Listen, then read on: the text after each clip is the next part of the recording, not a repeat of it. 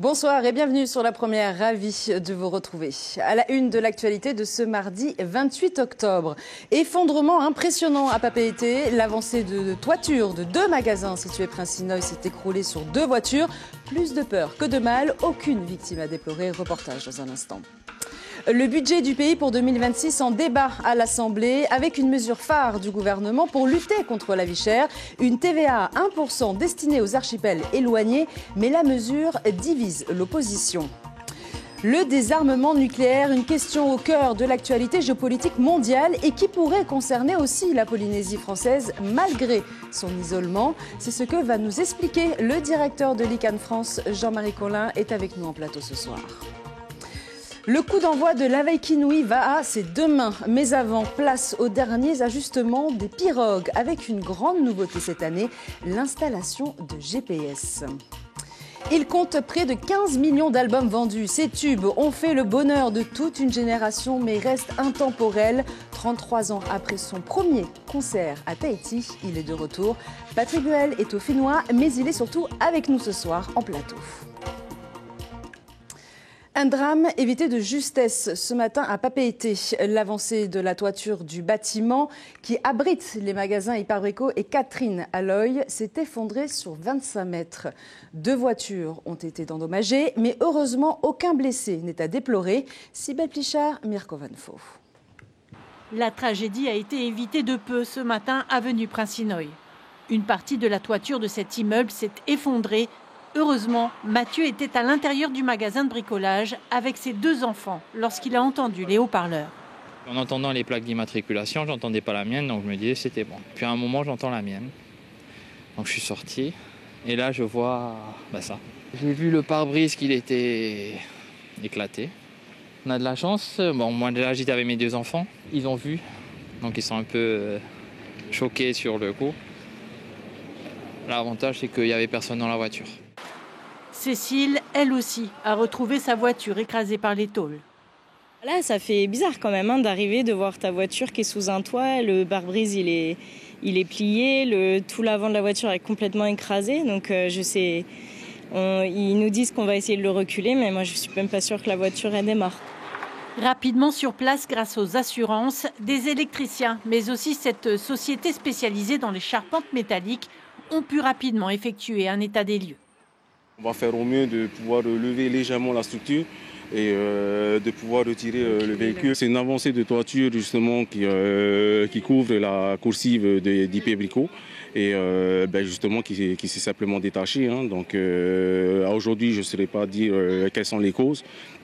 Tout ce que je peux dire, c'est que notre job, c'est de sécuriser les lieux au mieux. L'accident s'est produit en pleine opération commerciale du magasin de bricolage qui ne s'est pas arrêté de travailler. Le magasin d'électroménager directement touché a préféré, lui, fermer temporairement. Sur les réseaux sociaux, la gérante exprime son immense soulagement face à l'absence de blessés. Et ces 2 magasins sont locataires de l'immeuble en question. Stupeur à Papeete, le magasin LX Proxy a été cambriolé. Cette nuit, 7 jeunes masqués auraient fracturé la porte arrière au pied de biche et dérobé alcool, cigarettes, bonbons et limonade. Entendue par les gendarmes, la propriétaire n'a pas souhaité s'exprimer auprès des médias. Sur Facebook, les habitués du magasin déplorent cet acte car ce commerce de proximité leur évite de descendre en ville pour leurs courses quotidiennes. Comment réduire la vie chère dans les archipels éloignés? Débat crucial aujourd'hui à l'Assemblée autour du rapport d'orientation budgétaire 2026. Le gouvernement sort une mesure choc, TVA à 1% sur de nombreux biens et services dans les archipels hors société. Objectif, stimuler l'économie locale, mais la proposition soulève déjà des interrogations. Ayata Tarahou et Marcel Bonneau. C'est l'une des annonces phares de ce rapport d'orientation budgétaire, l'instauration d'une TVA à seulement 1% dans les archipels éloignés. Sans concerner tous les biens et services qui ne sont pas des produits de première nécessité, ces derniers étant déjà détaxés et leurs frais subventionnés. Une mesure présentée comme un levier pour le développement local. Toutes ces marchandises qui sont aujourd'hui facturées à 16% ou à 5%, dorénavant, ce serait 1%. De même que toutes les opérations qui se feront intra-îles, c'est-à-dire dans l'économie des archipels éloignés, ce sera 1% en lieu et place de tous ces taux de TVA, y compris sur les services. Donc l'idée, c'est vraiment essayer de susciter l'investissement et l'activité dans les îles. L'objectif notamment que les populations puissent retourner dans les îles pour freiner l'exode sur Papeete. Susciter l'investissement, mais quel sera l'impact réel sur le panier de la ménagère? Dans les îles comme à Rangiroa, on attend de voir. Normalement, ça doit impacter dans notre panier. Donc sur la longévité, on saura quel est vraiment l'impact de cette mesure. Prudence dans les îles, scepticisme, voire critique dans l'opposition. Pour Edouard Fritsch, l'effet de cette mesure sera minime car beaucoup de produits sont déjà détaxés. Il dénonce un manque d'ambition plus large. Quels sont ces produits que consomment les gens des îles qui ne sont pas dans ces aides? L'atoll, le bois, mais tout est détaxé déjà. Non, mais bref, je ne suis pas là pour apporter de la critique permanente sur l'action du gouvernement, mais on peut faire mieux. Le ministre de l'économie reconnaît lui-même que l'enjeu budgétaire de cette mesure est tellement faible, mais justifie son lancement pour planter le clou. Cette TVA à 1% suffira-t-elle à changer la donne dans les archipels éloignés? Premiers éléments de réponse attendus lors de son application, tandis que le débat sur la stratégie économique globale du pays ne fait que commencer. René Temeharo officialise sa candidature pour Papeete. C'est face à la passe de Taunoa qu'il a présenté sa liste Tama no Papeete. Son slogan Iahou Iametei Iaura. Après 1 an et demi à sillonner les quartiers de la capitale, le candidat promet un Papeete apaisé, un lieu où il fait bon vivre, dit-il. Une liste multicolore qui rassemble Tavini, société civile et Amutahira. Sa priorité, la sécurité. Il répond au micro de Mirko Van Foof. C'est la sécurité avant tout. Nous allons tout mettre en œuvre avec le pays et l'État pour convenir d'une nouvelle méthode à mettre en œuvre. Pour les SDF, il faut qu'on redonne donc une autre ville donc, avec l'accueil de ces SDF. Nous allons bien évidemment redonner d'une perspective dans l'embellissement de notre ville, de la sécuriser et nous allons mettre en œuvre beaucoup de moyens pour que les gens se sentent en sécurité en étant en Papeete, pour que l'activité économique revienne à la ville de Papeete. Le directeur de campagne d'ICANN France est actuellement en Polynésie. Sa mission, mobiliser les élus du Fénois et sensibiliser la jeunesse aux enjeux du traité sur l'interdiction des armes nucléaires. L'objectif, obtenir de la France la ratification de ce traité. Pour rappel, l'ICANN est une campagne globale contre les armes nucléaires, prix Nobel de la paix en 2017. Ce soir, nous recevons son représentant français, Jean-Marie Colin Yorana. Bonsoir.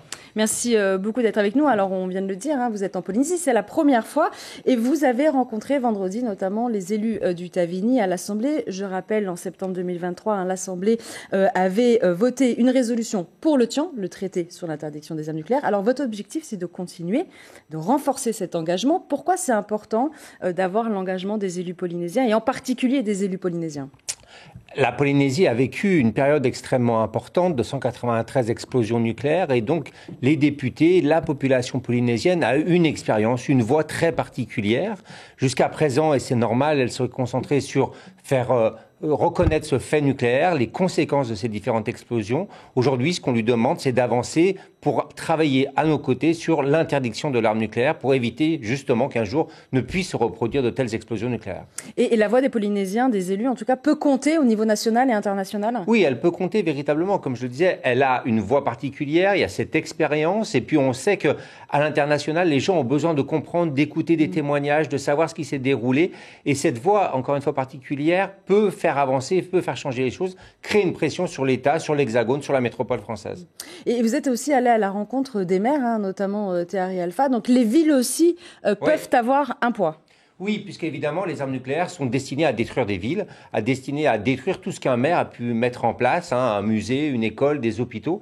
Et donc, j'ai rencontré ce maire qui a pris conscience, avec qui on a bien discuté, et qui va donc présenter, normalement, d'ici une quinzaine de jours, à son conseil municipal, un engagement, un appel des villes. Aujourd'hui, 100 villes en France, plus la collectivité de Polynésie française, ont signé cet appel pour demander à Paris de s'engager à travailler à l'intérieur de ce traité.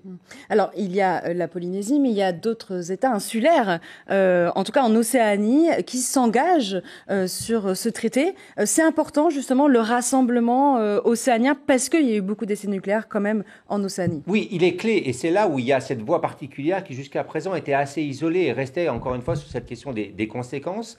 On a des États comme les Samoa, Palau, Nauru, la Nouvelle-Zélande ou les Kiribati qui sont très engagés sur ces questions-là, sur le traité sur l'interdiction des armes nucléaires. Et voir maintenant l'arrivée de la Polynésie aussi à l'intérieur de ce sujet peut permettre une véritable coalition extrêmement importante de tous ces États qui ont des expériences et qui travaillent véritablement avec la société civile et les Nations Unies. Et vous avez demandé notamment à ce qu'il y ait une délégation polynésienne qui puisse aller à l'ONU pour la première conférence sur le traité. Exactement, c'est la demande essentielle. Jusqu'à présent, on a des parlementaires comme Inamura Cross-Morgan qui se sont présentés. Ce que j'ai demandé, c'est que l'année prochaine, en novembre 2026, il y ait une délégation officielle de parlementaires de Polynésie qui viennent, qui prennent la parole, qui puissent échanger avec de nombreux diplomates, exprimer leurs différentes idées, exprimer leur expérience pour créer encore une fois cette pression positive sur l'État français.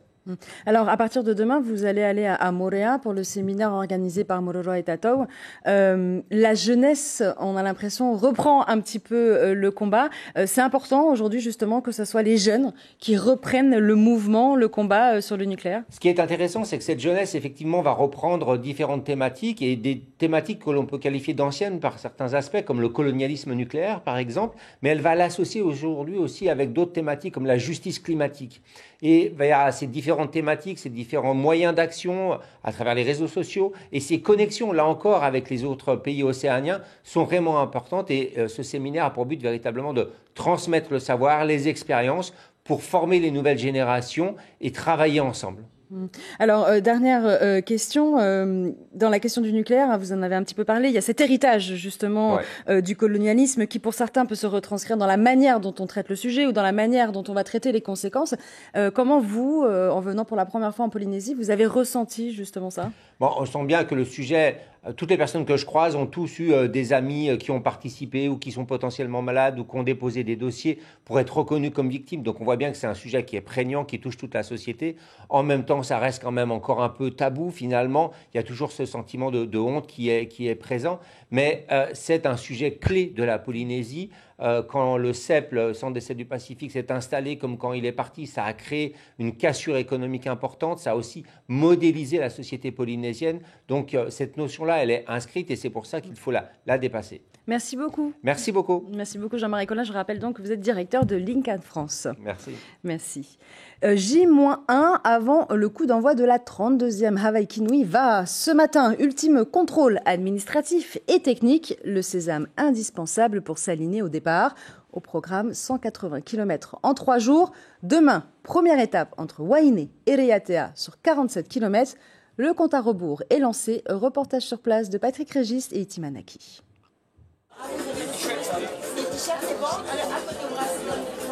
Première étape pour les organisateurs et les compétiteurs, la remise des bracelets. Sur l'eau, ils permettront de distinguer les différentes catégories, mais aussi de distinguer les rameurs au fil des étapes. Pour l'instant, on met un bracelet pour ceux qui font la première étape. Après, si dans leur club, dans leur équipe, il y a des rameurs qui descendent, c'est-à-dire qui ne font pas la deuxième étape, ceux-là, on doit leur retirer leur bracelet pour pouvoir mettre les bracelets de ceux qui montent. Une première vérification administrative avant de passer au contrôle technique de la pirogue. Là aussi, chaque élément a son importance.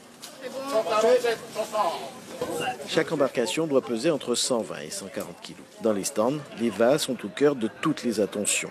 On colle, on frotte, on astique. La moindre rayure doit disparaître. Tout doit être lustré pour glisser au mieux sur l'eau. Nous sommes prêtes comme les autres d'ailleurs. Donc je pense qu'on a hâte aussi de ramer, quoi. Et d'ailleurs, je pense qu'elles sont prêtes aussi. J'avais confiance en mes filles. Donc la Heimana, c'est le nom de mon club. Et donc l'année dernière, nous étions sur le podium, on était 3e et on a essayé encore cette année de gratter encore le podium. Qu'il s'agisse des femmes, des juniors ou des vétérans, tous partagent l'amour du Var. Ils auront encore 80 km à parcourir, 80 km pour porter haut les couleurs de leur embarcation. C'est la grande nouveauté de cette édition, l'intégration de GPS sur les pirogues. Une avancée technologique majeure pour renforcer la sécurité des rameurs, mais aussi pour améliorer la couverture médiatique de la course. À la veille du départ, les équipes techniques ont procédé à l'installation de ces dispositifs. Inacio Raveino, Sandroli et Marcel Bonneau. C'est un petit boîtier dans un sac en plastique fixé sur l'un des balanciers de la pirogue qui va révolutionner la couverture médiatique de la Vaikinui-Va. 32 éditions plus tard, c'est l'ère de la couverture numérique, mais pour que cela soit possible, il faut des petites mains. On est dispatché en 2 groupes pour poser les GPS sur tous les pirogues et tout. Mais après, on a une petite liste comme quoi on répertorie chaque GPS sur chaque VAA. Après la fermeture du parc à Va'a, Alexis n'a plus que quelques heures pour poser ses boîtiers, une technologie qu'il a déjà éprouvée. On a des trackers GPS qui envoient leurs données GPS, qui enregistrent la position GPS à un instant T et qui renvoient le signal via le réseau mobile ou le réseau satellite en fonction des trackers utilisés, qu'on récupère sur un serveur et on peut les exploiter pour avoir des statistiques de temps de parcours, d'écart, de vitesse entre les différents VAA qui permettent d'améliorer le programme TV. Des données importantes dans ce genre de course en plusieurs étapes et avec un classement final au temps. Un rendu que vous pourrez apprécier dès demain sur Polynésie la première. Vous l'aurez compris, l'effervescence est à son comble à Wahine. La cérémonie d'ouverture de la 32e Vaikinui-Va s'est déroulée cet après-midi vers 15h30 en présence de plusieurs personnalités politiques et de tous les clubs engagés. 50 équipes seniors et 23 équipes vétérans sont sur les starting blocks. Demain, coup d'envoi avec la première étape, le spectacle peut commencer et nous rejoignons justement notre journaliste qui est à Wahine, Inacio Raveino. Expliquez-nous quels sont les enjeux de cette première étape entre Wahine et Riatea. Oui, Suliane, alors les enjeux ils sont simples pour Team OPT. Il s'agit de gagner l'étape pour avoir un ascendant psychologique sur donc ses plus proches poursuivants, si j'ose le dire.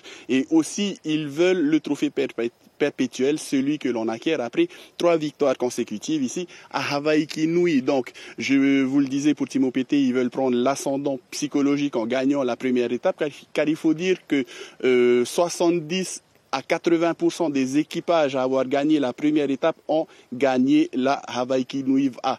Pour les autres équipages, je parle de Shelva ou de Popurato et Mamou, même Air Tahiti, ils vont vouloir mettre un terme à cette hégémonie du Team OPT sur la Vaikinui-Va et sur le VA en général depuis les 2 dernières années, si on peut s'exprimer ainsi, en gagnant donc cette première étape et en semant le doute dans l'esprit de ces champions. Ce qu'il faut dire aussi, c'est que les conditions météorologiques promettent d'être idéales pour la première étape. Ça ne sera que du surf pour résumer, avec la houle donc dans le dos qui va les pousser doucement vers Riatea. Chez les dames aussi, Hilani aura à cœur à prouver donc à confirmer sa victoire à la dernière Molokai donc, et il faut dire qu'il y a des équipages hawaïens qui sont venus ici aux îles sous le vent pour essayer de donc prendre un peu sa revanche sur la victoire de Hilani à Hawaï, mais aussi de confirmer aussi leur hégémonie sur le VA. Je parle donc des dames. Voilà, donc une journée hyper palpitante, Suliane, nous attend demain à suivre donc sur nos réseaux sociaux, sur Internet, en radio et en télévision. Merci beaucoup Inacio Raveino et Sandroli à la caméra. Il est de retour, 33 ans après sa première visite en Polynésie. Patrick Bruel a retrouvé hier soir le Fénois et son public. Accueil traditionnel à l'aéroport de Tahiti. Le chanteur s'est même essayé au Ori Tahiti avec la troupe à Parimarau. Tout sourire sous les yeux conquis de ses fans. Séance de dédicaces et selfies. L'ambiance était donc à la fête. Vendredi soir, il se produira à Toata devant des milliers de spectateurs. Mais ce soir, il nous fait l'honneur d'être avec nous en plateau. Patrick Bruel, Yaorana. Rana, merci de m'accueillir. Vous Bah, n'avez pas merci. montré les images de ma danse. Non, par contre, je vais tout de suite vous faire réagir justement sur ce moment peut-être émotion. Hier, 33 ans après votre première venue en Polynésie, en tout cas pour un concert. Oui, une très grande émotion, un grand bonheur d'être là, d'être de retour après tant d'années. Et le souvenir est très, très palpable, il est toujours très présent. J'ai l'impression que la conversation va reprendre vendredi comme là où on l'a laissé, il y a une trentaine d'années. Et c'est vrai que c'est très émouvant, très émouvant. Bon, bien sûr, cet accueil traditionnel avec cette émotion de l'arrivée et tout, mais ce qui est émouvant aussi, c'est les regards de tous les gens depuis hier soir, que ce soit à l'hôtel, que ce soit dans la rue, que ce soit dans les magasins aujourd'hui, que ce soit en se promenant en ville. Ce plaisir qu'on a à se revoir, à se retrouver, en tout cas ces témoignages d'affection, voilà, j'en profite pour remercier tout le monde, parce que c'est extrêmement, extrêmement touchant et que ça va être une immense fête vendredi soir. Parce vous venez plus, justement clôturer votre tournée. C'est ce que j'allais dire, c'est qu'en plus c'est le point final d'une très grosse tournée qui a commencé en février 2024. Qui a vu son premier final à New York en juillet dernier. Puis là, voilà, la semaine dernière, un concert extraordinaire à Nouméa. Et là, c'est le grand final ici à Tahiti. Pourquoi choisir justement Tahiti pour ce grand final ? Écoutez, il y a aussi les hasards du calendrier, mais je trouve que c'est extraordinaire de finir ici, parce que beaucoup de choses ont commencé ici pour moi. Je suis venu ici depuis 1985. Un de mes premiers concerts, c'était ici, à Tahiti. En 88, j'étais venu passer pas mal de temps au club à Moorea. J'étais arrivé un 24 décembre, j'étais parti le 20 mars. Je m'étais retrouvé... entre autres responsable ski nautique, et j'avais fait beaucoup de chansons là-bas à Moorea à cette époque-là, dont une chanson qui s'appelle Qui a le droit, voilà, que j'avais composée en anglais à l'époque, là-bas sur cette plage, et voilà, et puis 92, ce concert mémorable, cet incroyable accueil des gens. Et aujourd'hui, ce qui est joli, comme ça s'est passé pendant toute cette tournée, comme ça s'est passé la semaine dernière à Nouméa, c'est le renouvellement générationnel, c'est-à-dire de voir arriver devant moi les gens qui avaient 15 ans, 20 ans à l'époque, et qui viennent de manière très, très, très costaud. Mais en plus de ça, il y a ceux qui ont aujourd'hui 20 ans, 25 ans, 30 ans, 5 ans parfois, 90 ans aussi. Intergénérationnel. En fait. Intergénérationnel avec tout le monde qui fait bon ménage. Donc je crois qu'on va faire une belle fête à Tohata. Et alors justement, vous allez proposer à la fois vos plus grands tubes, Casser la voix, Place des grands hommes, je te dis quand même, pour ne citer que, mais pas seulement, des titres aussi plus récents. C'est un voyage entre passé et présent. Oui, c'est ce qui était impératif, c'est de négliger aucune chanson que les gens attendent, c'est-à-dire tout ce qu'on appelle les tubes, les chansons qui ont bercé une histoire. Donc je prive pas les gens de ces chansons-là. Et il y a évidemment quelques chansons du nouvel album, et puis quelques reprises, et puis quelques surprises également. Et puis il y aura une jolie surprise aussi, c'est que on a un artiste en première partie qui va être là, parce que en fait il était là quand il avait 5 ans au premier concert, et que c'était ce concert qui lui avait donné envie de chanter. Et voilà, et c'est lui qui va ouvrir la salle. Je ne l'ai pas encore rencontré, mais ça va être un joli moment là aussi. On va garder la bonne surprise donc pour vendredi soir à Tohata. C'est un concert, mais c'est aussi un show. Vous venez d'ailleurs avec votre bande. Il y a quand même à peu près une quinzaine de musiciens. Non. Ah non, ok, d'accord. On est 5 sur scène, et il y a une quinzaine, c'est avec la technique, avec toute l'équipe de production qui vient avec nous, pour essayer de donner quelque chose de très consistant et d'énergique à la fois. Et puis voilà, il y a aussi c'est un joli voyage émotionnel aussi, ce spectacle. On a hâte de vous retrouver donc vendredi soir. Et moi donc. Merci beaucoup Patrick Bruel. Et donc je rappelle à tout le monde que c'est vendredi soir à Tohata. Mana. C'est la fin de cette édition. L'information principale de ce mardi 28 octobre. Un drame évité de justesse ce matin à Papeete. L'avancée de la toiture du bâtiment qui abrite les magasins Hyper Brico et Catherine Alloy s'est effondrée. 2 voitures ont été endommagées, mais heureusement aucun blessé n'est à déplorer. Et restez connectés à l'actualité avec notre site internet à la une ce soir. L'Australie a commencé à expulser des migrants vers l'île de Nauru. Une annonce faite par le ministre de l'Intérieur australien. Tout de suite sur la première, les séries Meurtre au paradis suivies de Legacy. Prochain point de l'actualité demain matin dès 6h sur notre antenne radio avec Élodie Largenton. Et surtout, ne ratez pas nos directs télé et radio de la Hawaii Kinui dès 6h50. Très belle soirée à tous et à demain.